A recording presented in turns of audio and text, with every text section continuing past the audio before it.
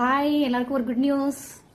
தமிழகத்தில் பார்த்தீங்கன்னா ஆல்ரெடி 9.30 லட்சம் கோடி கடன் இருக்கு. அதுக்கு வட்டி மட்டும் நம்ம எவ்வளவு கட்டுறோம்? 71,000 கோடி வட்டி கட்டிக்கிட்டு இருக்கோம். அப்படி இருக்கும்போது நம்மளுடைய தமிழக முதலமைச்சர் திரு ஜோசப் விஜய் அவர்கள் வந்து பல இலவச திட்டங்களா வச்சிருக்காரு. இலவசத்தை கொடுத்து மக்களை ஏமாத்தி வச்சிருக்காங்க, உங்களெல்லாம் அது பண்ணி வச்சிருக்காங்க, இது பண்ணி வச்சிருக்காங்க, அளந்து விட்டவரி அவர் பல இலவச திட்டங்களா அறிவிச்சிருக்காரு. இமோஷனலா தாய்மாமன் சீர் தங்க மோதிரம் அது இதுன்னு சொல்லி இமோஷனலா வந்து குழந்தைங்களுக்கு பெரியவங்க வரைக்கும் எப்படி கவர் பண்ணணும் தெரிஞ்சிருந்து ஒரு சினிமா பாணியில வந்துட்டு அவர் எல்லாமே பண்ணி வச்சிட்டாரு. அவர் எதிர்பார்த்துக்க மாட்டாரு, பட் வந்துட்டாரு, பட் அறிவிச்சிட்டாருன்னு வச்சுக்காங்களேன். இப்ப அதை எப்படி பண்ண போறாரு? இப்போ ஒருவேளை அவர் சொன்ன திட்டங்கள் எல்லாம் பண்ணிட்டா மேற்கொண்டு தமிழகத்துல 14.30 லட்சம் கோடி கடன் சுமை ஏற்படும். அப்படி அவர் சொன்ன திட்டங்களை நிறைவேற்றி இந்த மாதிரி கடன் சுமை அதிகரிச்சா பொருளாதார நெருக்கடி ஏற்படும், வட்டி விகிதம் அதிகமாகி நிதி அழுத்தம் ஏற்படும் அபாயம் இருக்கிறதா பொருளாதார நிபுணர்கள் எல்லாமே எச்சரிச்சிருக்காங்க.